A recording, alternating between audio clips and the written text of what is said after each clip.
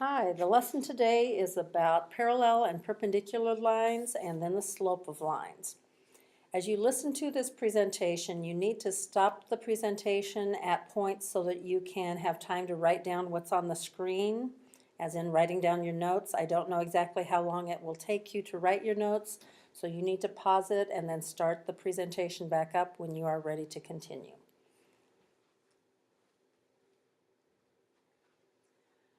Parallel lines are two lines in the same plane that do not intersect. Now, parallel lines do go the same direction, but we need to clarify that they are in the same flat surface because we will also have another pair of lines that do not intersect later on. So two lines in the same plane that do not intersect are parallel. The symbol for parallel is the two up and down lines that you see. So if we have a diagram where we have two lines that are not intersecting, something like this,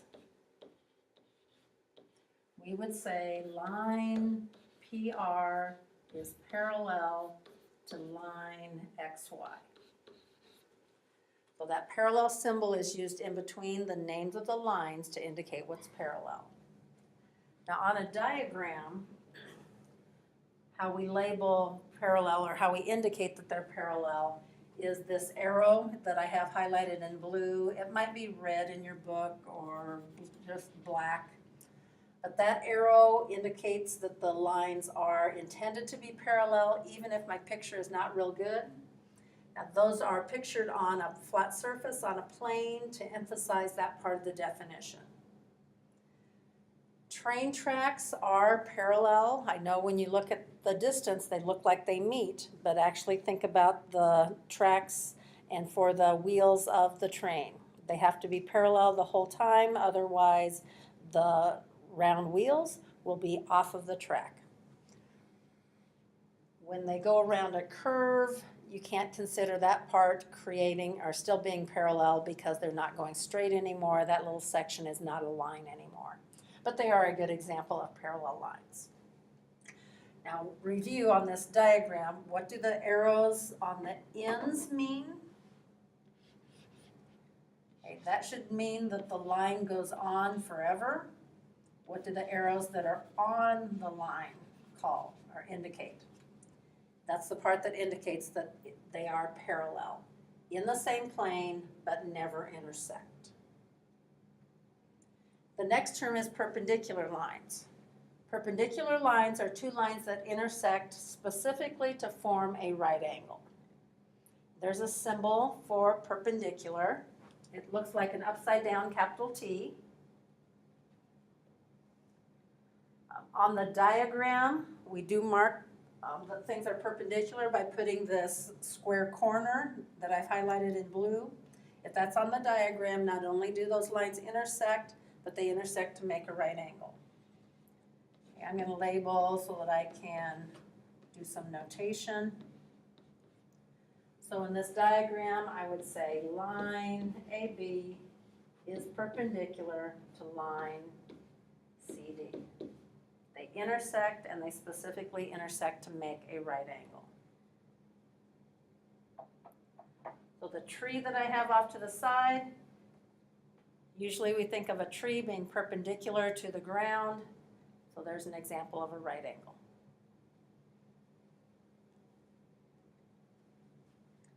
The term skew is probably one you haven't heard much before. Skew lines do not intersect. So earlier I mentioned parallel lines do not intersect. So what's the difference? Skew lines do not lie in the same plane. So they're going completely different directions, but they're far enough apart that they're not intersecting at all. So think of the edges of like the Rubik's Cube type of box that's on the picture. An edge going up and down, the other edge going forward. They will never meet. So in my sketch off to the side, I've done a plane, and then I've made one line look like it's in the plane, and the other one dashing that it goes through the plane. But notice I separated where it goes through the plane is not touching that line. So those two lines will not intersect. If you're sitting in the classroom and you look at the edge going at the top of the front board, that tan, and then you think of an edge that's going forward and backwards that's a little bit higher in the ceiling, the edge in the ceiling going forward, backwards, the edge on the board going left and right, they are not intersecting. But they're not parallel because they're not able to be in the same flat surface at the same time. So they're not parallel, those are skew.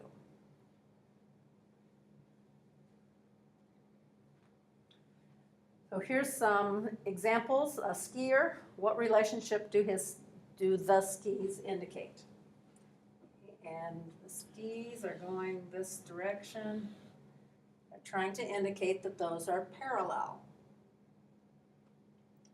These skis,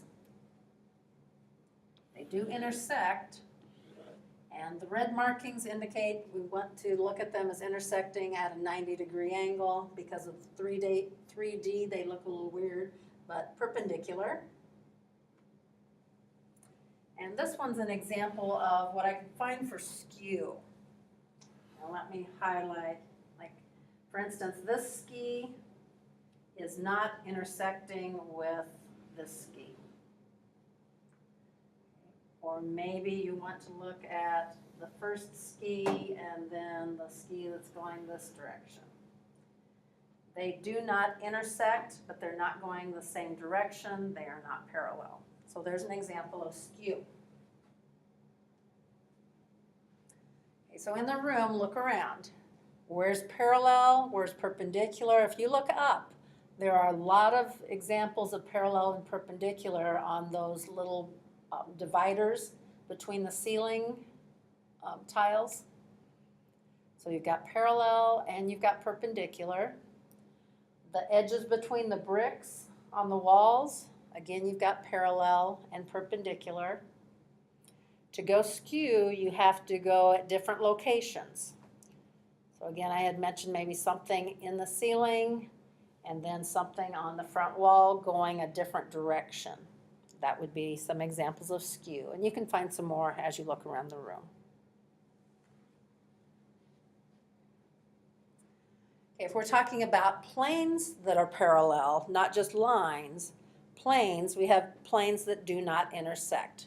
Two parallel planes cannot be coplanar because they would both really be the same plane, so they would be intersecting. So we've got to think of two separate planes, like the ceiling and the floor should be parallel planes if they made them right. The left wall and the right wall in the room should be parallel planes. I've got a sketch on the left, which is maybe not the best sketch, but that's probably what you would have drawn. Now the one on the right I think is better because it's real obvious because of the dashing in there that the planes are at different heights. One is higher than the other. So it's more clear that I'm indicating two different planes and they don't intersect.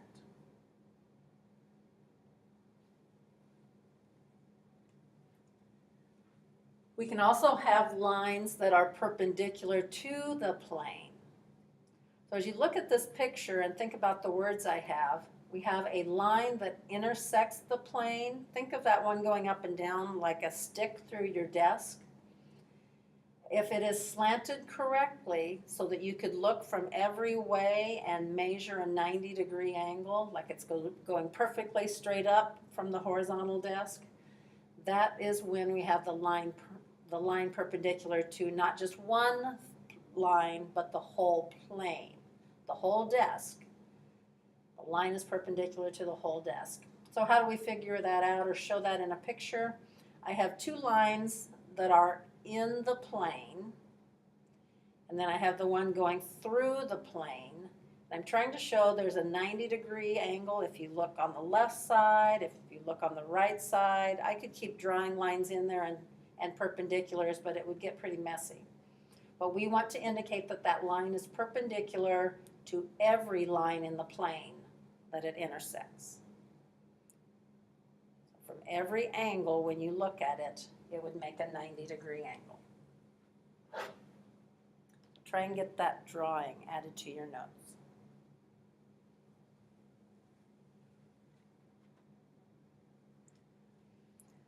Okay, so parallel, perpendicular. There will be some examples in your textbook for you to look at. Remember that skew lines do not intersect. They've got to be completely separated. They're going different directions instead of going the same direction like parallels. Okay, you should be able to get a piece of dot paper, and we're going to try and do a little bit of drawing for just a little bit. I'm going to have you try and draw this box, and then we're going to take the dot paper away and try and draw it without the dots. Some of you will be very good at doing that, others it'll challenge you. As far as drawing a picture of what is there, I would suggest that you line it up and go with that rectangle that's representing the front of the box. You might have to turn your graph paper a little bit the long way instead of the short way in order for the dots to look like they line up on my screen. Okay, I have drawn the front of the box. Now if I trace going diagonally back, it's 1, 2, 3 spaces. That can help me know where to draw the rectangle for the back of the box. The back of the box is the very same size as the front of the box. It's just moved over. These slants should all match up. And there is a rectangular solid or a box. You can use your straight edge to line up the dots so that you can see which ones you're trying to connect. So pause this and give that a good try. Now how about a triangular prism? Triangular prism. Triangle on like the front and the back and then connecting it. I'm going to try and draw that very same thing, or maybe I'll just trace over it for you. Okay, so from this point, go down, over 3 spaces. Then if you line it up right, if you pick the correct dots, when you go diagonally here, it should go right on those slanted dots. Then as I go back, I'm going diagonally 1, 2, 3, 4, 5 spaces to that point.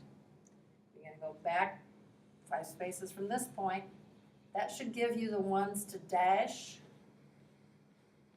horizontally and vertically, and also slanted. And the only one that you haven't drawn is this dashed one that's hidden at the back. We'll try that a few times. Count how many dots and spaces there are, things like that, to help you get it lined up. Again, pause so that you can draw. And the last one to try and draw is a hexagonal prism. Hexagonal prism, notice the top has 6 sides. The angle that this is drawn at, it works well on the dots, but you do have some edges that line up, and so it gets a little bit hard to visualize what's going on. But maybe draw the top first. Draw that hexagon. And we're going to draw that very same hexagon for the bottom. How far down do we want to go? Looks like it goes to about here. Okay, I'm trying to visualize where I'm going. Okay, that corner is going to be the bottom. So now I'm drawing across and slanted, trying to draw the very same thing that I did up above. But I'm drawing it for the bottom. If you want to draw all those up and down ones and then connect, that can work. Use the dots to help you line things up. Now that's a pretty good view right there. There are some in the back that I have not shown. Depends what angle you're looking at. I think maybe I'm going to leave it right there because the dashing that is in the top on the picture could actually be hidden because of the top being solid. I'm going to stop right there. And if you would rather, that would be the part that would be hidden. Okay, so now let's have you go to just some plain paper and try and draw. Can you draw a box without the dots there? And if you're good, you can get the dashed parts in there. Okay, not too bad. How about the triangular prism? Oh, I think I started too high. Triangular prism. I'm going to go back to about there. Draw the same thing. And finish connecting. About a hexagonal prism. On your assignment, I think I have given you a few problems to try and draw a certain type of prism. Oops, that's not looking quite how I want it.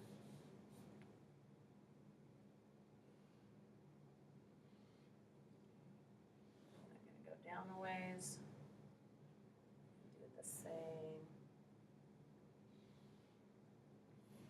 figure.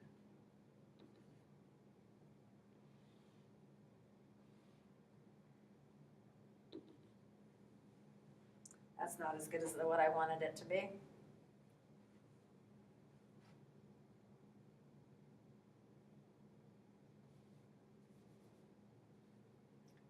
If I just change that part, it'll look a little better.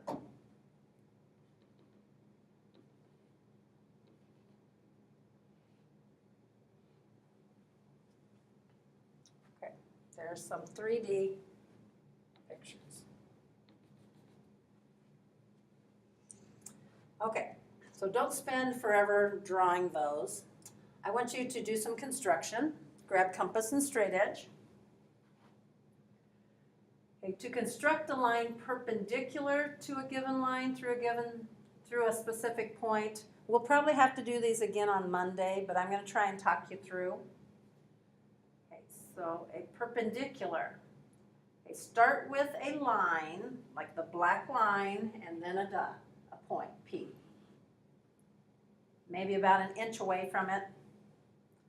So now put the point of your compass on P and swing this arc. You've got to just make sure it crosses your line twice. You need this point and this point. So now after you've done that first arc, put the point of your compass on, I'll put R, and make the arc down below here. Switch your compass without changing the size of it. Put it on S and do that same arc from that side. Now if you connect where those two arcs crossed, connect that up through point P, you will make a perpendicular line.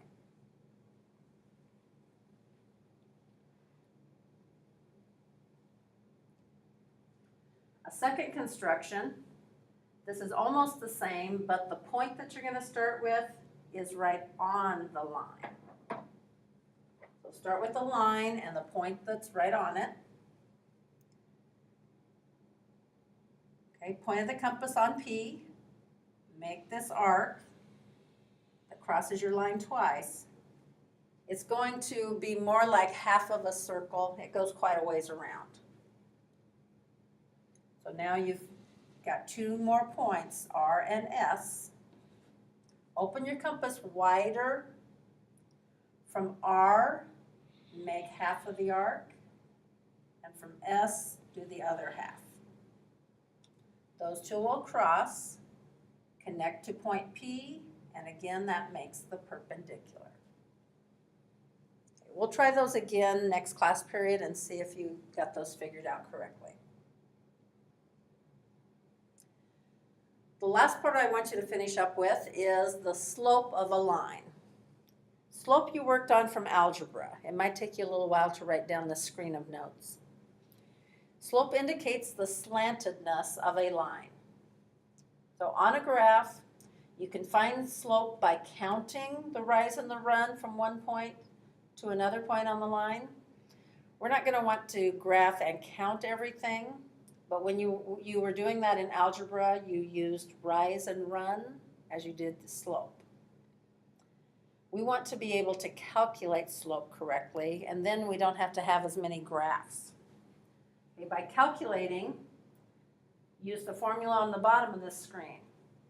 To get slope, you subtract the y values, and in the same order, subtract the x values.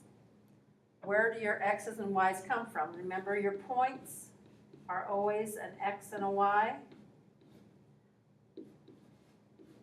So x and y from the first point, x and y from the second point. Then you'll subtract the y's to get the rise, and you'll subtract the x's to get the run. Make sure you subtract in the same order both times, otherwise your signs are going to be wrong. Okay, if you don't have the notes done, pause the screen. If you're ready for some examples, I'm going to give you a couple points and have you calculate the slope. After I give you the points, you need to pause, work the problem, and then see if you got it right. Okay, so let's have you do point A as 10, 4, and point B as 6, negative 2. I want you to figure out what the slope of segment or line AB. What is the slope of that?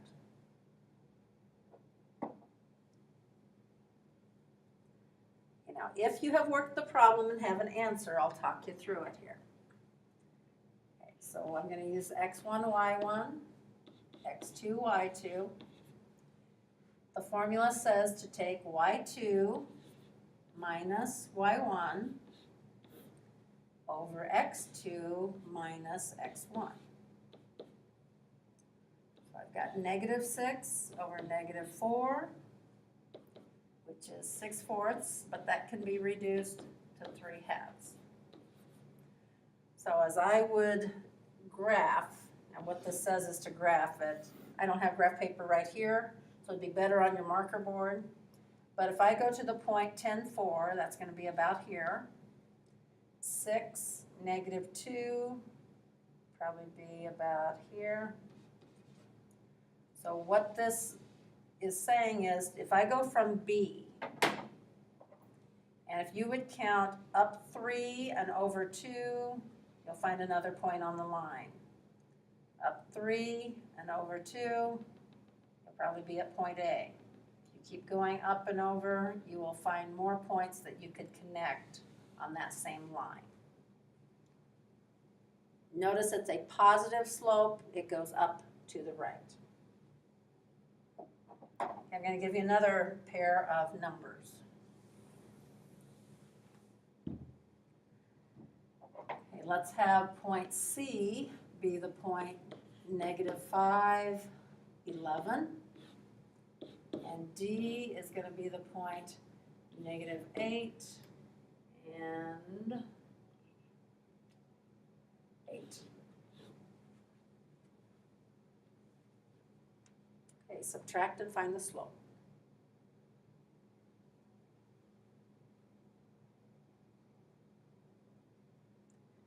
Okay, coming back and checking the answer for the slope, I would do 8 minus 11 over negative 8 minus negative 5. Negative 3 over negative 3. Negative divided by negative is positive.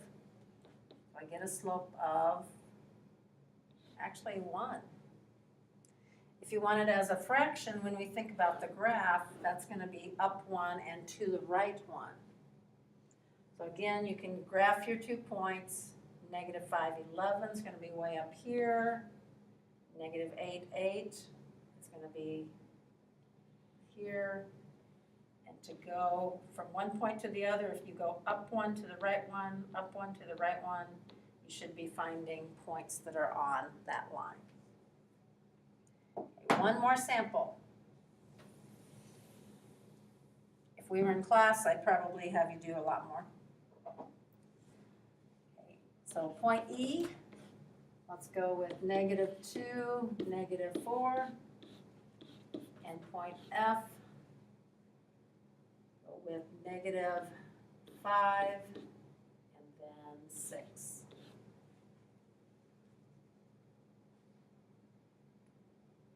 Find the slope.